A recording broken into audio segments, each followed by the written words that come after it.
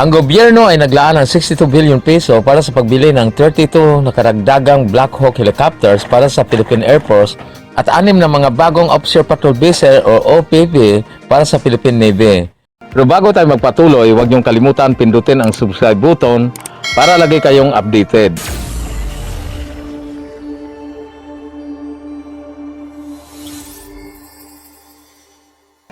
Si Department of National Defense Secretary Delphin Lorenzana ay nagpahayag ng Department of Budget and Management or DBM ay naglaan ng 30 billion peso para sa pagbili ng mga bagong helicopters na gawa ng Polish Aerospace Manufacturer ang PGL Mileg at another 30 billion peso naman para sa mga bagong OBP or Offshore Patrol Vessel mula sa Australian Shipbuilders na Austal na may shipyard sa Balamban, Cebu. Ayon kay Department of National Defense Secretary Delphin Lorenzana, nagugustuhin ng gobyerno na ang mga barko ay doon gagawin sa Cebu at sa ilalim ng batas ng Pilipinas sa mga military equipment acquisition project ay kailangang pakabuo ng trabaho or local employment para sa mga Pilipino.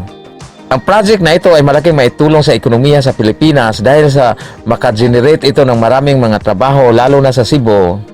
At gayon pa man wala pang mga kontrata ang napipirmahan dahil mayroon pang mga isinigawang mga negosasyon. Pero matutuloy ito dahil iba ito sa ilang mga acquisition project na ang gobyerno ay maghahanap pa ng pundo para sa mga acquisition project na nakabinbin. Pero ito ay mayroon ng pundo. Pagkatapos ng negosasyon ay mapipirmahan na ang kontrata, kaya umasa si Department of National Defense Secretary Delphin Lorenzana na magaganap ang signing of contract bago matapos ang termino ni President Rodrigo Duterte. Ang mga offshore patrol vessel na kukunin ay gagamitin para sa tinatawag na external defense capability. Ito ay dahil sa mga ginawang incursion ng mga Chinese sa mga teritoryo na sinasakupan ng Pilipinas doon sa West Philippine Sea.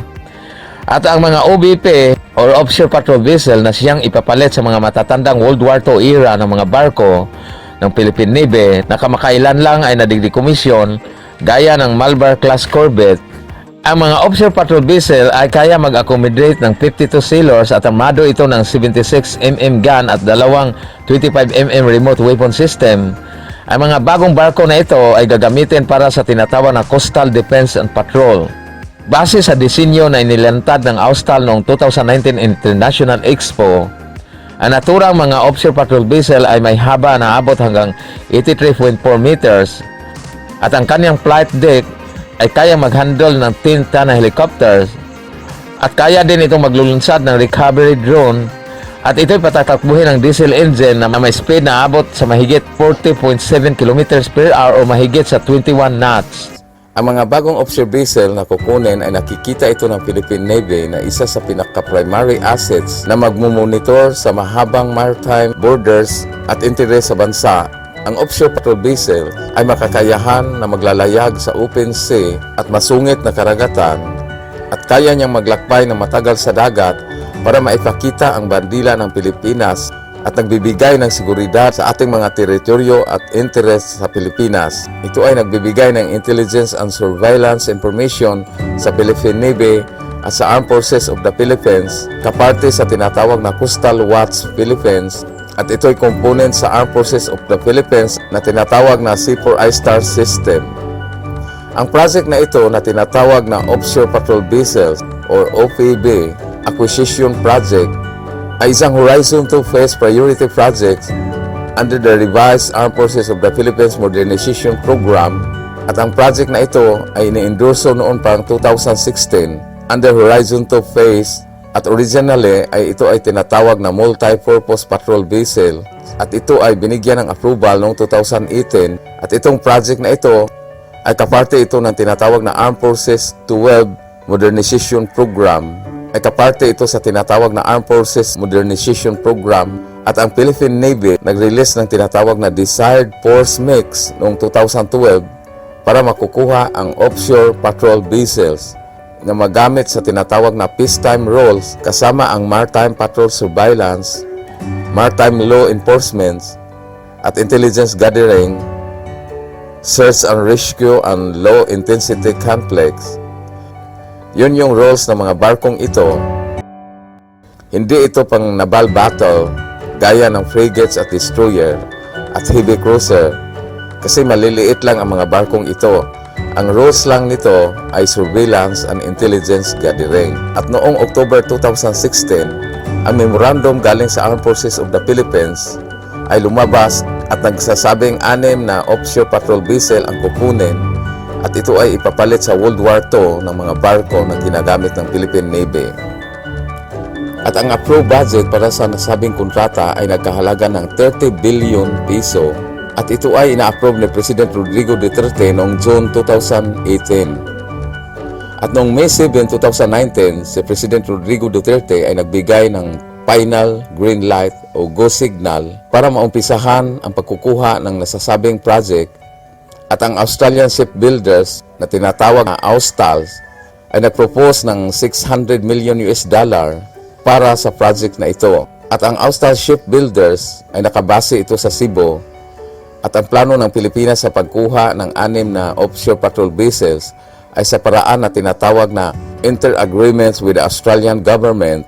At ayon sa Philippine News Agency or PNA, ang offshore patrol vessels project ay pupunduhan ng financing agreement with Australia at ito'y sinabi ni Department of National Defense Secretary Delphin Lorenzana at ang tinatawag na intergovernment approach ay sadyang ipapatutupad para ang deal na ito ay magkaroon ng sovereign guarantee at ang Australian-based company ay nagpropose ng mas malaking variant ng vessels na ang tinatawag ay Cape Class Patrol Vessels. Isa itong 80 meters long vessels at mayroong ganitong class na nagsiserve sa Royal Australian Navy. At sinabi ni Department of National Defense Secretary Delphin Lorenzana na ang government-to-government procurement mode ang gagamitin na proseso. Dahil ang G2G or government-to-government mode of procurement ay mas advantage ito dahil hindi ito nagre-require ng malaking halaga o malaking pundo o malaking kapital at madali at mabilis ang gagawin sa Balamban, Cebu shipyards. Pero sinabi ni Department of National Defense Chief Lorenzana na ang negosasyon ay hindi pa na-finalize at marami pang mga detalyeng dinidiscuss at sinabi ni DND Secretary Delphin Lorenzana sana maumpisahan na ang proyektong ito noong nakaraang buwan ng Oktubre para makapagbigay ng trabaho o tinatawag na local job, lalo na sa mga skilled worker ng mga welder na Pilipino. Ito ay makatulong sa kanila. At ang design at specification ng offshore patrol vessels ay may haba ito na 83.4 meters at ang beam ay nasa 13.3 meters at may drop na 4 meters at may speed ito na 22 knots at may range na 3,500 nautical miles at ang main weapon system nito ay may main gun na 76mm Leonardo at may 2 remote 25mm weapon system. Isa itong secondary guns at ang design na ito ay kaya maka-accommodate ng 52 na sailors at ang flight deck nito ay kaya ding maka-accommodate ng 10-ton na helicopter gaya ng AW159 or Wildcat helicopter. Ang Austral Shipbuilder Company ay may balak din na mag-expand pa sa Pilipinas dahil nag-specialize ang Austral ng mga passenger at military ships. At may balak din ang US company ang tinatawag na Cerberus Capital Management kasama ang Austral na mag-joint bid sila para ma-take over ang bankrupt na Hanjin Shipyard sa Subic Bay. At sa maraming nagtatanong kung ano ang status sa project na ito at yung pre-procurement phase negotiation ay ongoing pa between Department of National Defense, Philippine Navy, and Australian Department of Defense and Austral. Bago tayo magpaalam, i-shoutout ko muna ating kaibigan, si Julius Bumaat. Magandang araw, Julius. Hanggang sa susunod, maraming salamat.